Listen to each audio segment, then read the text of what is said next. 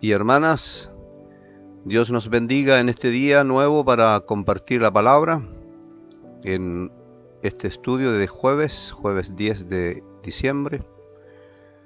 Y primeramente nos dedicamos ahora a pedir la presencia del Señor en nuestras vidas, para que esto sea de bendición, de crecimiento, de edificación en nuestras vidas.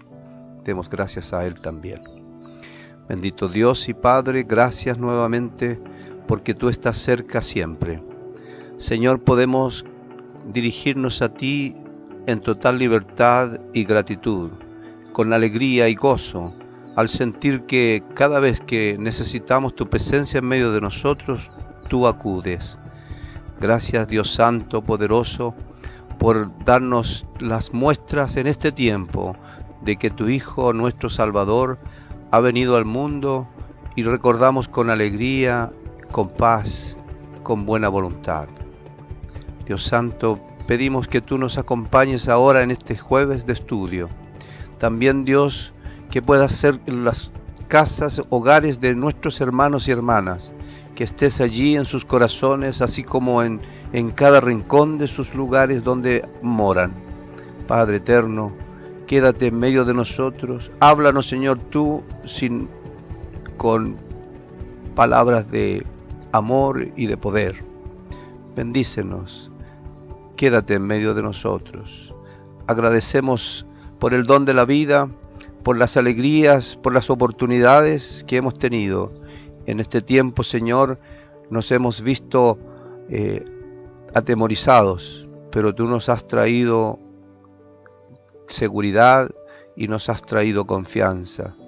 En estos tiempos hemos estado necesitados y tú has bendecido nuestros hogares.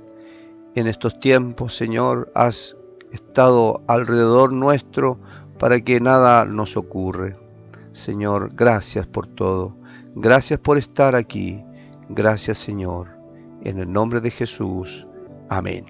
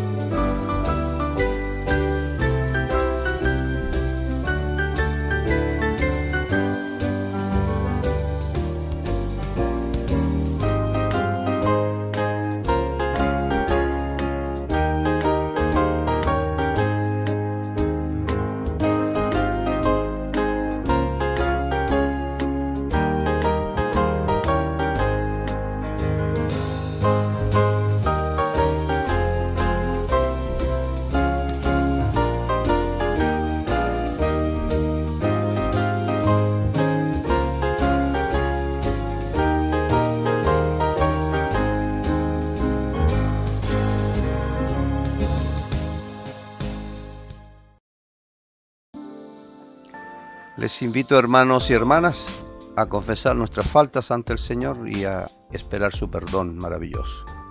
Padre Celestial, una vez más nos dirigimos a ti, Señor amado, porque sabemos que tú siempre nos perfeccionas, porque en nuestras debilidades y caídas, en nuestro pecado, en nuestras faltas, en omisiones y acciones, tú, Señor, nos perdonas. En Jesucristo, Señor, quien ha lavado nuestras vidas con su sangre preciosa, en esta hora, Dios Santo, confesamos nuestras actitudes impropias ante ti, nuestras faltas graves y aún pequeñas que ofenden, que dañan. Señor, quedamos ante ti en tus manos para que tú nos hagas criaturas nuevas, como el barro en las manos del alfarero. Señor, restaura nuestras vidas, crea en nosotros un espíritu nuevo y recto. Señor bendito, lávanos y purifícanos. Señor, te lo pedimos todo en el bendito nombre de Jesús, nuestro Señor y Salvador. Amén.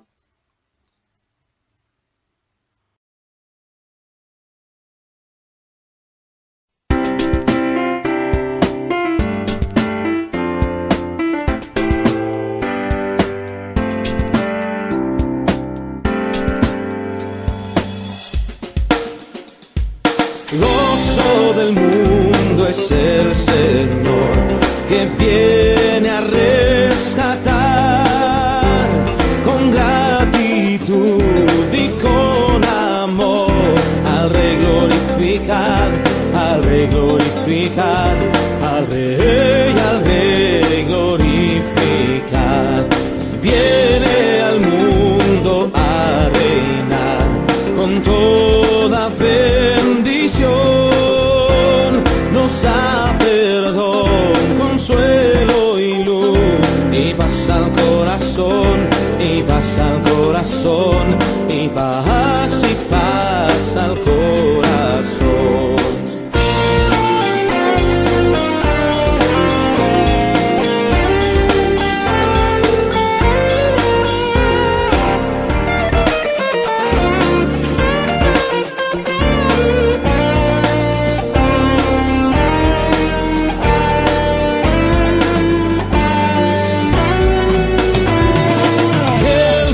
Cunda en derredor por tan precioso don que Dios nos da con gran amor, el don de nuestro Dios, el don de nuestro Dios, el don de nuestro Dios. Que el gozo cunda en derredor por tan precioso don nos da con gran amor, el don de nuestro Dios, el don de nuestro Dios, el don de nuestro Dios.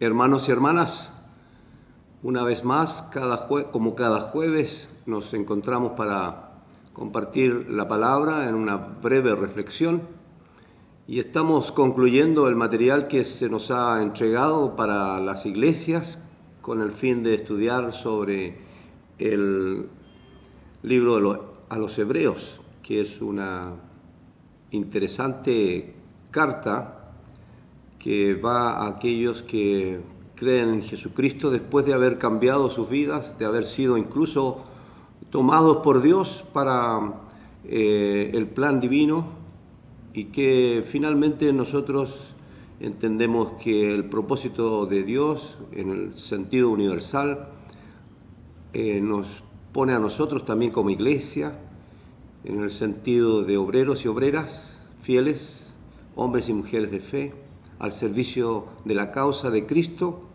y por ende por la causa de Dios en el mundo. Hoy, jueves 10 y el jueves 17, Reflexionaremos sobre el sentido verdadero, sentido que nosotros damos como cristianos al nacimiento de Jesús y a la conmemoración que ha tenido esto a través de los años. No realizaremos un estudio sobre las tradiciones distintas que en algunos tiempos se ha elaborado para establecer o no establecer la precisión del nacimiento de Jesús y cómo ésta ocurre. Nos vamos a dar cuenta que tanto Mateo como Lucas dan un espacio a los relatos que nosotros conocemos, que han sido muy populares y que establecen una línea de alguna manera simple de cómo fueron los acontecimientos en la llegada del Hijo de Dios al mundo. Tanto Juan como Marcos no se complica y no considera estos antecedentes, mas Juan va en una profundidad distinta en lo teológico y extiende entonces todo este acontecimiento de la venida del Hijo de Dios con los inicios de los tiempos. Es así como entendemos que los evangelios que nos surten un poco de las ideas de los primeros cristianos, de los pensamientos y las enseñanzas de los apóstoles. Entonces el escritor de Hebreos nos señala también al primer capítulo, al inicio, nos da esta referencia, así como en el tiempo pasado Dios nos habló y Dios puso entonces este sentido de logos activo, una palabra, un verbo trabajando, actuando y participando en la vida del hombre. Ahora se hace entonces carne y se hace hombre como nosotros. Y ese verbo encarnado, ese logos encarnado, esta voluntad de Dios potente, trasciende más allá de lo que se mencionaba, de lo que se contaba, de lo que se hablaba, sino que ahora toma participación también en medio de la pobreza humana, pobreza espiritual, en medio de las realidades humanas, en medio de las esperanzas humanas, tal como los profetas también en su tiempo y a su contexto pudieron hablar al pueblo. Hoy entonces queremos conversar sobre estos dos primeros capítulos de Juan el Evangelio y Hebreos capítulo 1, los 3 primeros versículos y en el caso de Juan los 5 primeros versículos. El verbo hecho carne. La Navidad del Señor, la natividad, que es un significado profundo de nacimiento, de nueva vida, de un sentido que nos da la posibilidad de pensar en un comienzo o en un nuevo comienzo. Este tiempo de Navidad es un nuevo comienzo. Llega el Señor y llega a nuestras vidas anunciando paz y gozo, alegría y salvación al mundo. Quizá, hermanos, es muy simple y es también una costumbre referirnos a los evangelios, en el caso de Lucas y Mateo, para hablar del nacimiento de Jesús, que nos aporta varios detalles, tanto desde la Anunciación hasta que son perseguidos en la época de Herodes, tanto los nacidos en ese tiempo para huir hacia Egipto. Por otro lado, también los elementos que nos relatan los evangelios respecto de la noche que fue anunciado el nacimiento, desde los cielos, los ángeles, a los pastores, la visita de los sabios de Oriente y todos esos elementos que son parte de la historia del nacimiento de Jesús que acostumbramos a leer y a conmemorar, ¿no? Es así como los evangelios en el primer siglo y los siguientes hasta el tercero hasta una sólida reunión de concilio de la Iglesia para acordar ciertos temas que se van poniendo después en una etapa de elaboración de los sucesos anteriores al tercer siglo, ¿no? El nacimiento, el ministerio, el crecimiento de la Iglesia, la persecución de la Iglesia y el establecimiento de la Iglesia en un imperio. Eso podrían ser los principales íconos según los relatos de los evangelios.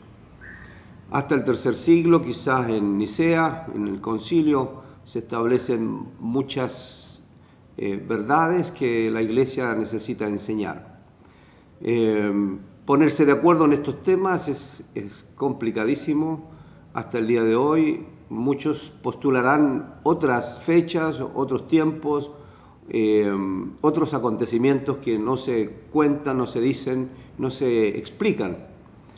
Y en base a eso, entonces, podríamos partir nuestra conversación y nuestra reflexión de hoy.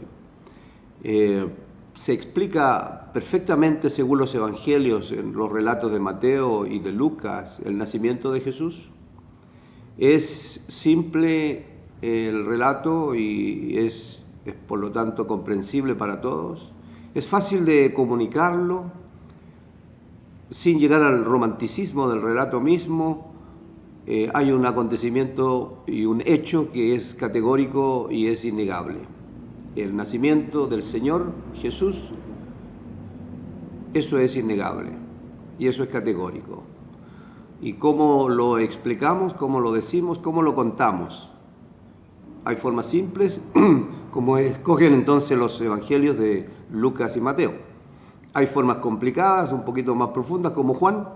También los que leemos o hemos leído o hemos compartido al comienzo la lectura de los primeros versículos del libro de Hebreos. Cito entonces Hebreos. Dios, habiendo hablado muchas veces y de muchas maneras en otro tiempo a los padres por los profetas, en estos postreros días nos ha hablado por el Hijo, a quien constituyó heredero de todo y por quien asimismo hizo el universo, el cual, siendo el resplandor de su gloria y la imagen misma de su sustancia, y quien sustenta todas las cosas con la palabra de su poder, habiendo efectuado la purificación de nuestros pecados por medio de sí mismo, se sentó a la diestra de la majestad en las alturas, hecho tanto superior a los ángeles, cuanto heredó más excelente nombre que ellos. Así comienza el libro que estos jueves nos ha preocupado respecto de la fe, y así entonces podemos establecer, así Dios nos habla, y entonces ahora no nos habla en una manera que acostumbrábamos a esperar de Dios que nos hablara, por profetas, por visiones, por revelaciones. En los postreros días, en estos últimos días, nos habla el Señor. Por lo tanto, hace también que el mensaje de la venida del Hijo de Dios sea también un mensaje no tan solo para esos tiempos, hace 2000 años, un poco más, ni siquiera en la época apostólica de los primeros siglos de la Iglesia, sino también para los postreros días, postreros tiempos, hoy. Ni siquiera estos días actuales, sino también para todos los tiempos. Y seguirá entonces este mensaje establecido y considerado en la palabra para ver que Dios nos habla. Podemos también considerar una declaración importante. Nunca antes se había concebido una idea tan profunda de la presencia de Dios entre nosotros hasta lo que ocurre con la llegada del Hijo de Dios.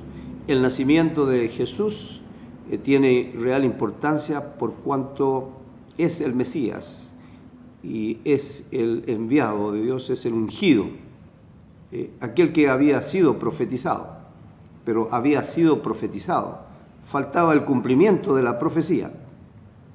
Y en los postreros tiempos, reitero, no solamente estos tiempos actuales, ni los pasados, sino siempre en los postreros tiempos, Dios nos revela que envía a su Hijo para nosotros, para la salvación del mundo. Y nunca antes, entonces, es una declaración también interesante, nunca antes se consigna la venida de Dios entre nosotros. El concepto de Emanuel en el mensaje de Isaías va a ser ese, ¿no? La presencia de Dios encarnado está en el niño que es nacido y que va a tomar entonces la tarea de Dios sobre sus hombros y será su principado con mucha extensión en el tiempo. ¿De quién depende eso? Porque estas verdades, estos principios, parten de los que primero creyeron. ¿De quién depende? De nosotros también, la Iglesia. De que esto permanezca y se establezca como el principio de la presencia de Dios eterna, que lo vemos encarnado en Jesucristo, el Hijo.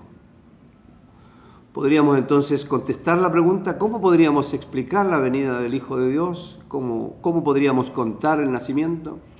Tendríamos que decir o referirnos solo a los relatos de los sinópticos que nos hablan sobre los acontecimientos y detalles de la noche, la primera noche buena, la primera natividad, los tiempos de Herodes y toda esa época que hoy conmemoramos muy románticamente. Podríamos establecer entonces estos dos principios que dijimos, entonces el verbo hecho carne como una intención de Dios de perdurar o que perdure en el tiempo lo que Él ha querido hacer, ahora hacerlo de una manera concreta para nuestros tiempos y los que vengan, los tiempos que vengan. La presencia del Dios eterno en el Hijo eterno, en el amor eterno, en la gloria, en la luz que es Cristo, entonces va a ser el resplandor de la gloria de Dios.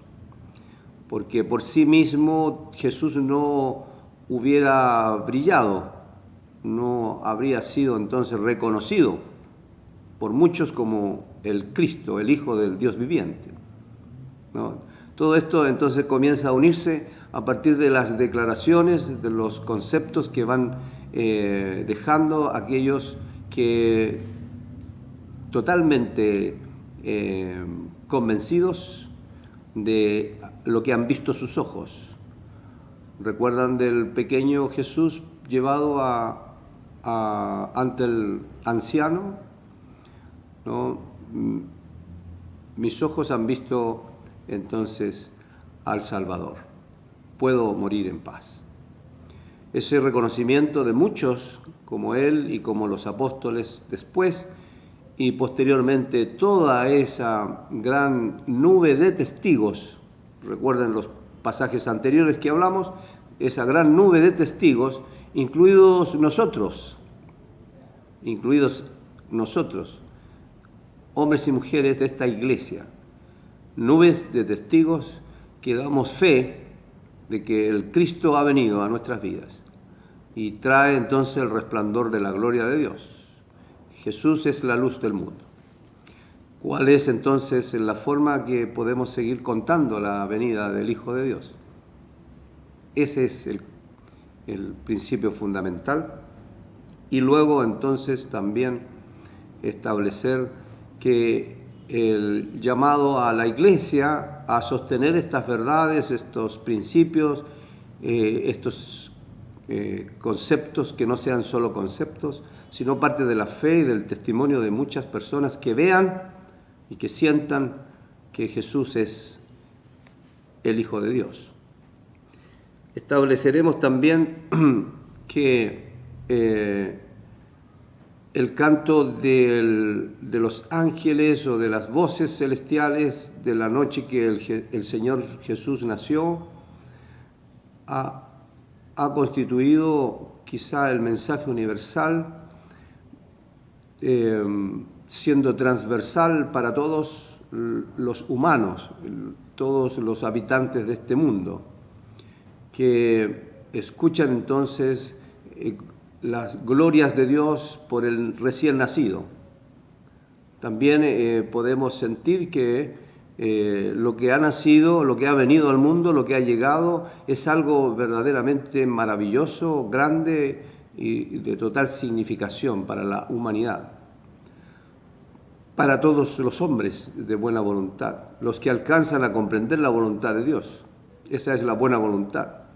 No los hombres buenos, sino los que alcanzan a entender la voluntad de Dios y que confiadamente creen que el Señor ha venido a nuestras vidas. Ha venido para salvarnos, ha venido para darnos amor. El nacimiento de Jesús es entonces de real importancia para la humanidad. El cristianismo lo va a centrar en una celebración importante que es el inicio del tiempo de la Iglesia, litúrgicamente hablando, ¿no? Ahora comienza la Iglesia, el tiempo en Cristo. Por lo tanto, la Iglesia no comienza en el Pentecostés. La Iglesia comienza en Cristo, en la venida de Jesús, la llegada de su llegada al mundo, de Dios entre nosotros, para establecer un tiempo que toda la humanidad comprenda. Ahora está en juego, entonces, con qué convicción, con qué fuerza, con qué poder, con qué decisión, con qué denuedo hablamos y comunicamos este mensaje.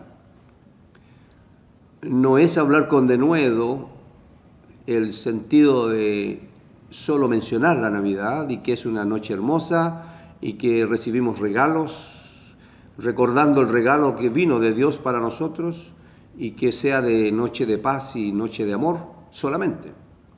Hablar con denuedo sobre el nacimiento de Jesús implica nuestra convicción fuerte, firme, de que ha venido al mundo el Salvador, ha venido al mundo el Hijo de Dios, ha venido al mundo Jesús para iluminar a los que vivimos en tinieblas. El cumplimiento de la promesa y de la profecía, no en un concepto literal, no en un concepto escritural, sino en un concepto real, concreto, carnal. Bienvenido a nuestras vidas, podemos decir Jesús, Hijo de Dios. Bienvenido al mundo, Salvador. No, es el canto de la Iglesia en la acción de gracias permanente que hacemos en la comunión. ¿No? Bendito el que viene en el nombre del Señor. Hosana en las alturas. Ese es nuestro canto permanente de gratitud a Dios, porque el que viene para salvarnos, viene con un propósito enviado de Dios. Y eso no debe despreciarse, pero se despreció y se consideró menor en los tiempos de Jesús. Luego toma fuerza y toma valor, y esto se enseña, y es lo que hoy hablamos. Hablamos del recién nacido Jesús, Salvador del mundo. La importancia de Navidad, por lo tanto, en la fecha que estamos próximos a celebrar, depende también en el sentido que demos nosotros como iglesia. Y la reunión o la forma como normalmente lo celebrábamos hace 100 y poco más, algunas iglesias cristianas aquí en nuestra zona, iglesias metodistas, hoy se ve también modificada. La iglesia está reunida de otra manera, debe celebrar esto de otra manera, pero el principio queda, el principio es el mismo y la palabra aún mantiene los dichos de estos que creyeron, que el que había venido al mundo es el Salvador. Nosotros, entonces, pido en el nombre del Señor que con denuedo hablemos y comuniquemos, que nuestra tarjeta navideña sea nuestro saludo seguro, firme, preciso sobre aquel que ha venido al mundo para salvarnos y que ofrece también salvación a todos. No ha venido para un sector del mundo, un sector de la humanidad, ha venido para todos. El Salvador del mundo está ya entre nosotros, lo hemos declarado. Y hoy declaramos nuevamente que Jesús sigue entre nosotros, porque Él vive. Es también un anuncio navideño. Jesús vive, así como nació y murió, ha resucitado y Él vive. Nuestras convicciones teológicas no deben enturbiar el pensamiento libre de que ha venido a nuestras vidas el Señor para establecer el plan a partir de mí mismo, de usted y de mí. A partir de nosotros el Señor inicia también un plan y lo cumple. Y el elemento fundamental de este plan, en el cumplimiento de este plan, es Jesús. ¿Cómo entonces lo insertamos en nuestras vidas? No es por un sentido teológico de una declaración dogmática. Es el principio real de un ser humano que ve a otro que nace. Y este que ha nacido viene para salvarme. Y este que creció como niño en su familia en Nazaret, también fue al templo a los 12 años y desde ese tiempo estaba encargado de las cosas de Dios, de los negocios del Padre. Y luego fue libremente a la muerte por nosotros, por usted y por mí. Esa es también mi fe. Así creo, y que por esa razón celebro y doy gracias a Dios que Él nos envió a su Hijo. Y en este tiempo recordamos con amor que Él ha nacido en esos lugares y se ha dignado mirarnos a nosotros y se ha dignado limpiar nuestras vidas, pagar por nuestras faltas y pecados, y nuestra decisión de seguirle, de servirle, de obedecerle, ha sido la decisión más importante en mi vida. Y espero que sea también la mayor decisión y la más importante en su vida. Porque Jesús ha nacido para darnos salvación. El Señor nos bendiga, hermano y hermana, que esta iglesia siga pregonando con denuedo, con fuerza, con convicción, con insistencia, con perseverancia, que Jesús es el Hijo de Dios. Que Dios nos ayude y nos bendiga. Amén.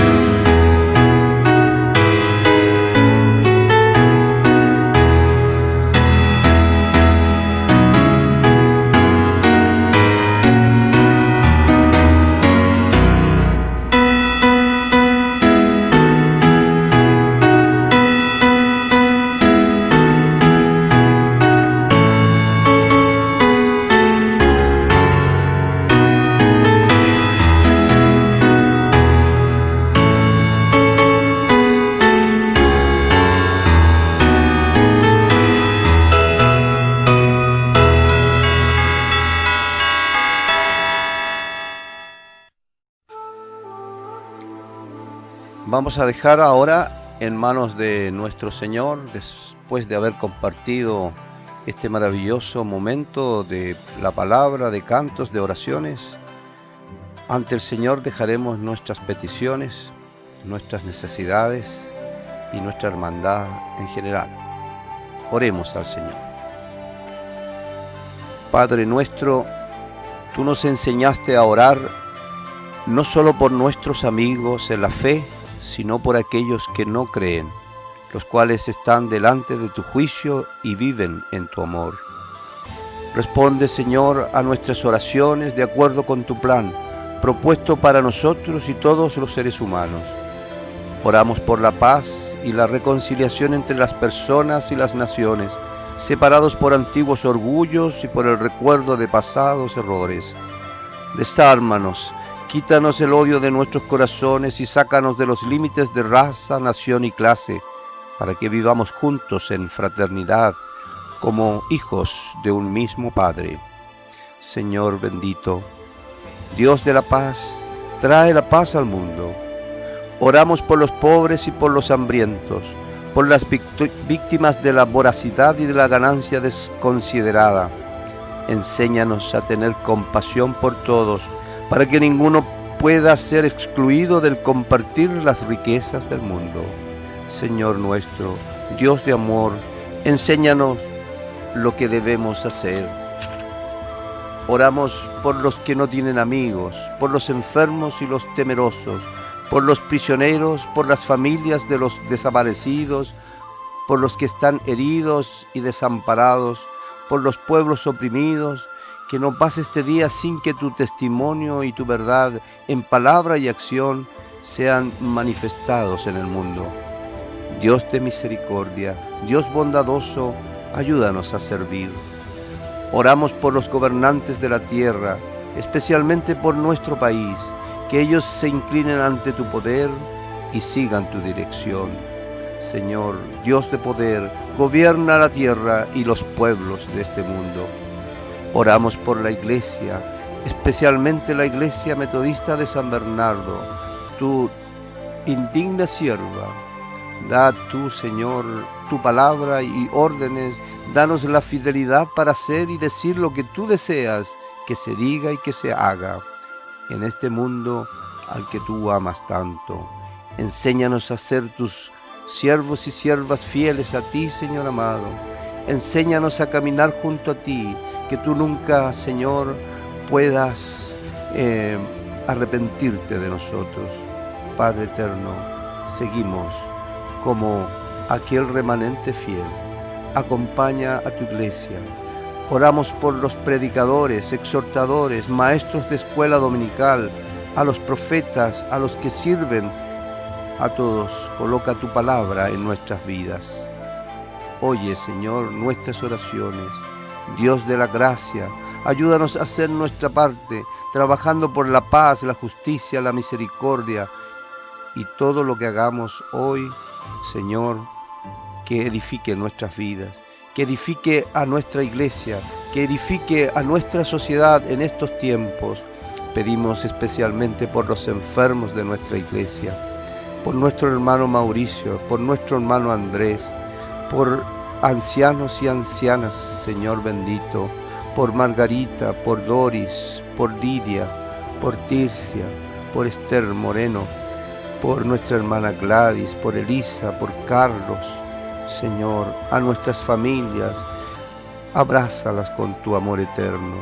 Quédate en medio de nosotros para que nuestros hijos, nuestros nietos y nietas, Señor, se vean acompañados por ti, que nada les pase. Señor, acompaña a nuestros seres queridos lejanos que no vemos hace mucho tiempo. Acompáñanos, Señor. Quédate en medio de nosotros para poder servirte mejor. Quédate, Señor, y tu Espíritu Santo sea entre nosotros.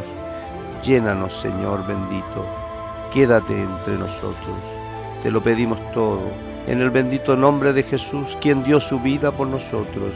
En su dulce nombre lo pedimos. Amén. Amén.